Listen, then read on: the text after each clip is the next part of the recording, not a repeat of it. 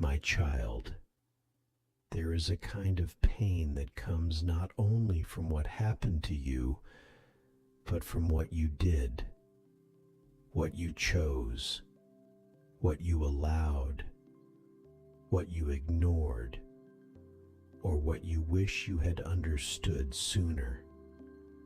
That pain has a different sound inside the soul. It does not simply grieve, it accuses. It returns at quiet hours. It replays scenes with painful precision.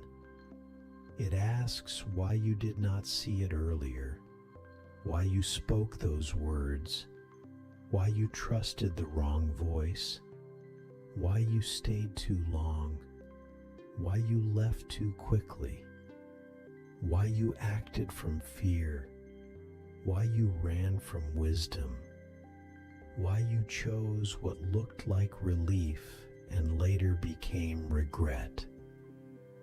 You have carried this question in hidden places.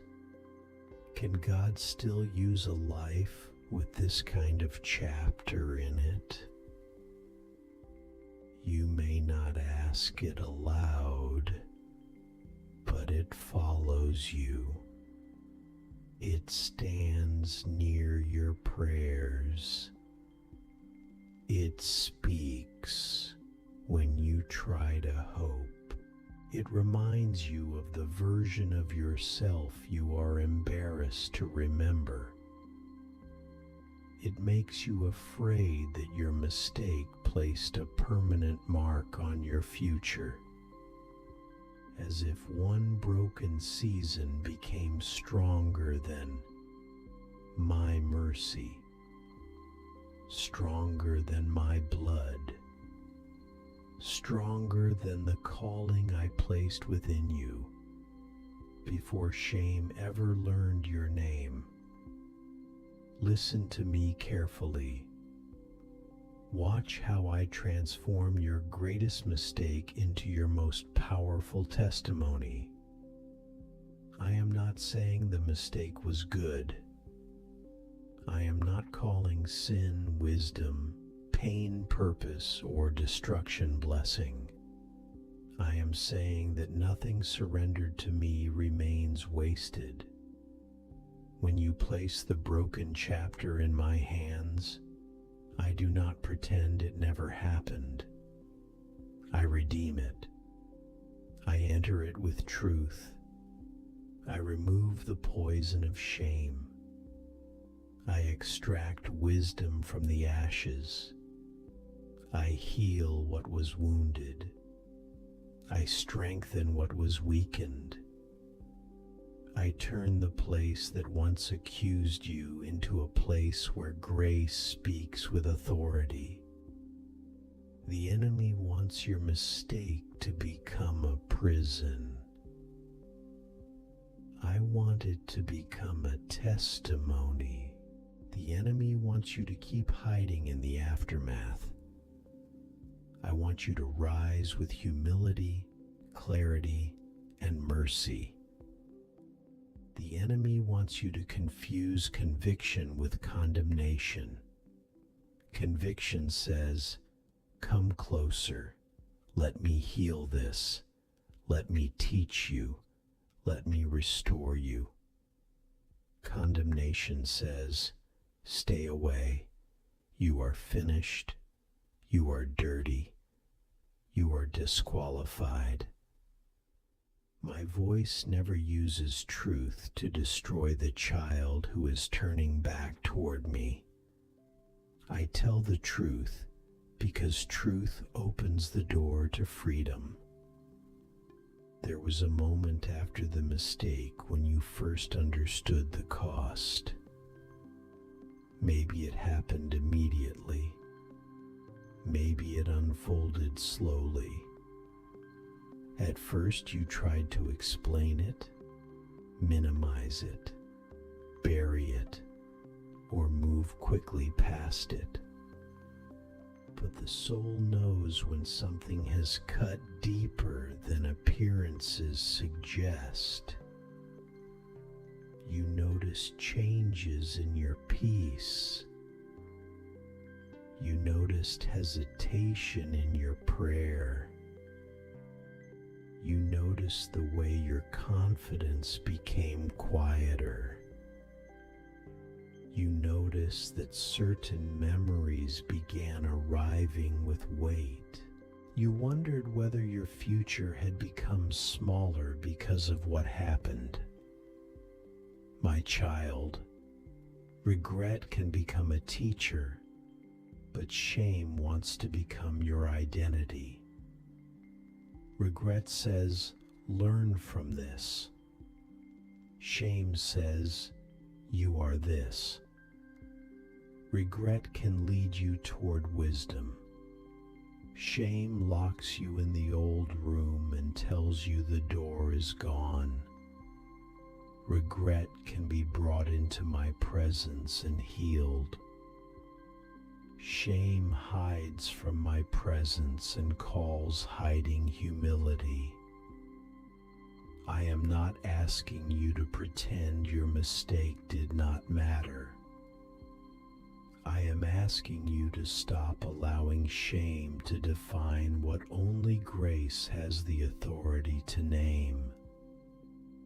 You are not the worst thing you did in a moment of fear, immaturity, confusion, anger, exhaustion, or pain. You are not the chapter that broke your own heart. You are not the decision that taught you what you never want to repeat. You are not beyond restoration because you now understand consequences more deeply than before. In fact, that deeper understanding can become part of your testimony. A person who has been rescued from illusion can speak about truth with tenderness. A person who has been humbled by failure can carry mercy without arrogance. A person who has been restored by grace can recognize wounded hearts with compassion that shallow innocence often lacks. I know how to use restored people. I have always known how. I used people who ran, doubted, denied, feared, misjudged, collapsed, and came back to me with trembling hands. I do not build my kingdom only through people who have never fallen. I build through people who have learned where their help comes from. I build through people who no longer trust their own strength as an idol. I build through people who know the difference between image and surrender. I build through people who can say, I was wrong, I was broken, I was lost, but Jesus met me there and did not leave me there. The mistake did not surprise me. That does not mean I approved of it. It means my knowledge of you was never dependent on your performance. I saw the roots before the fruit appeared. I saw the fear underneath the decision. I saw the insecurity underneath the attachment. I saw the hunger underneath the compromise. I saw the wound underneath the reaction. I saw the fatigue underneath the surrender to what was not good for you. I saw the hidden story behind the visible failure. And because I saw it all, my healing can go deeper than your apology. Some people only want relief from guilt. I want more for you. I want restoration. Relief wants the feeling to stop. Restoration wants the heart to become whole. Relief wants the memory to disappear. Restoration wants wisdom to replace confusion. Relief wants the consequences to vanish quickly. Restoration teaches you how to walk differently after truth has come. Relief wants to escape the scene. Restoration allows me to enter the scene and transform what it means. This is why your testimony will not be shallow. It will not be a polished sentence that skips over the real work. It will be a story of mercy meeting honesty. Do not despise the honesty that has begun inside you. It may feel painful now, but it is sacred. You are seeing more clearly. You are noticing patterns you once excused. You are recognizing voices you should not have obeyed. You are understanding where your boundaries were weak, where your motives were mixed, where your fear was louder than wisdom, where your need for approval dragged you away from peace. This clarity is not me humiliating you. It is me freeing you from repeating what nearly shaped your future in the wrong direction. My child, when I transform a mistake into testimony, I do not simply cover the past with pretty language. I do surgery. I remove the lie that made the mistake attractive. I cleanse the wound that made compromise seem comforting. I heal the fear that made control seem necessary. I rebuild the identity that made you search for worth in places unable to give it. I teach you how to discern earlier, leave sooner, wait longer, speak truthfully, forgive wisely, and trust me more deeply. Testimony is not just a story you tell. It is evidence of a life that has been changed. This is why the process can feel slower than you want. You want the pain to become purpose quickly. You want the shame to lift immediately. You want to jump from regret to impact without walking through the quiet work of being restored. But I am too loving to give you a platform for a wound that has not been healed. I am too wise to let you speak from a place that still bleeds in secret without care. I will use your story, but I will also heal the storyteller. I will redeem the chapter, but I will also restore the one who lived through it. There are people you will one day help because you will understand the language of regret. You will recognize the tremble in someone's voice when they say, "I should have known better." You will hear what they are not saying when they tell you they feel disqualified. You will know how to speak grace without minimizing truth. You will know how to encourage repentance without crushing the bruised reed. You will know how to say, "Come back to Jesus, because I came back and he met me." That is the authority of testimony. It is not theory. It is mercy remembered. But before your story strengthens others, let it be fully surrendered to me. Stop hiding pieces of it from prayer. Stop editing your pain before you bring it to my presence. Stop telling yourself that I am willing to heal the acceptable wounds, but not the embarrassing ones. I am Lord over the whole story.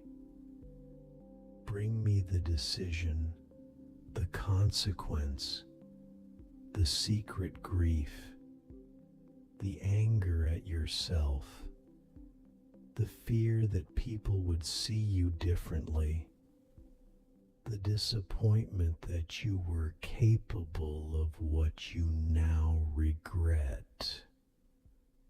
Bring me all of it. I do not heal what you keep locked away in the name of self-protection. I am not afraid of your truth. You are. You fear that if the truth is fully named, hope will disappear. But in my presence, truth is not the enemy of hope. Truth is the doorway into real hope. False hope says, ignore it and move on. Real hope says, Jesus can enter even this, cleanse even this, teach through even this, and build after even this. False hope is fragile because it depends on denial. Real hope is strong because it has passed through confession and found mercy still standing. My child, there is a difference between remembering your past and being ruled by it. You may remember what happened. You may still feel sorrow for it. You may still carry wisdom from it. But you do not have to obey it as a master. You do not have to let it decide how close you can come to me. You do not have to let it determine how much peace you are allowed to receive. You do not have to let it shrink every future possibility. The cross is stronger than the accusation. Grace is stronger than the label. Restoration is stronger than the chapter. Some of you have been waiting for me to punish you more before you allow yourself to feel forgiven. You think if you suffer long enough, maybe forgiveness will feel deserved. But forgiveness is not wages paid after enough self-hatred. Forgiveness is mercy received because of my finished work. Discipline may teach you. Consequences may shape you. Wisdom may sober you. But shame is not the payment that purchases grace. I paid for you. Stop trying to finish with self-condemnation what I completed with my blood. This does not mean you become careless with the past. It means you become clean. Clean people do not deny what happened. They no longer belong to it. Clean people do not boast in failure. They boast in the mercy that rescued them. Clean people do not use grace as an excuse to repeat destruction. They use grace as power to walk differently. Clean people can say, I was there, but I am not there now. I chose wrongly, but Jesus restored my steps. I fell, but mercy lifted me. I was ashamed, but grace gave me a voice again. Your testimony will be powerful because it will carry both humility and hope. Humility will keep you from pretending. Hope will keep you from despair. Humility will say, I know what I did and what I needed to learn. Hope will say, I also know what Jesus did and what he is still able to redeem. Together, these two will make your story a light, not a performance. People are not healed by perfect images. They are often healed when they encounter truth wrapped in mercy. When they see someone living proof that God can rebuild what shame said was permanently ruined. There is also a hidden gift inside redeemed mistakes. Discernment. You will know the early signs of roads that once fooled you. You will sense the difference between peace and excitement, between conviction and pressure, between love and attachment, between opportunity and temptation, between surrender and avoidance. You will not be as easily moved by the same illusions, because the pain taught you the cost of ignoring my voice. That wisdom is not wasted. It is part of the testimony. Do not rush to explain your story to everyone. Let me choose the timing, the audience, and the purpose. Not every healed thing must be publicly displayed. Some testimonies are shared with one person at the right moment. Some are lived quietly through a changed character. Some become messages, ministries, conversations, prayers, or compassionate presence. The power of testimony is not in how many people hear it. It is in whether it carries truth, grace, and the fragrance of a life actually restored. My child, I am not finished with you. The mistake felt final because shame spoke loudly, but I am the author, and I know how to write beyond pages you thought ruined the whole book.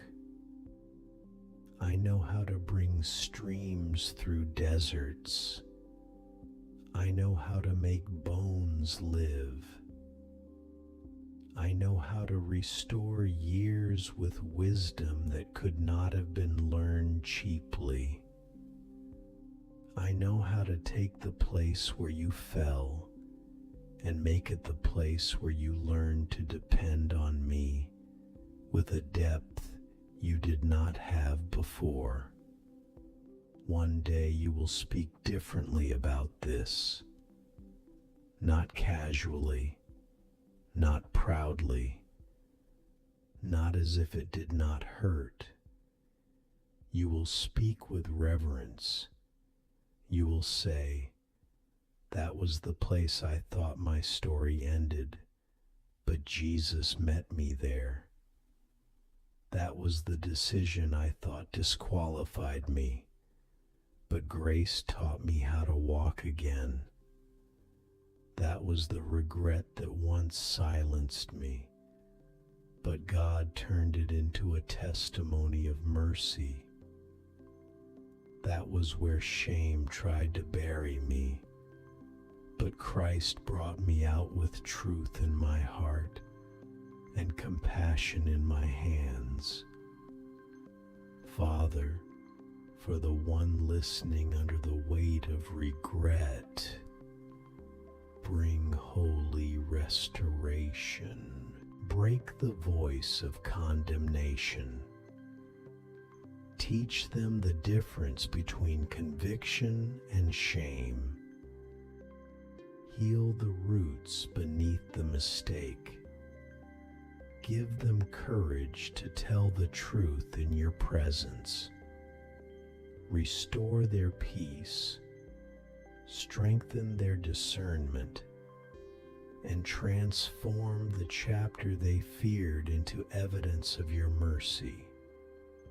Let their life become a testimony that does not glorify failure, but glorifies the grace of Jesus Christ, who redeems, restores, and makes all things new.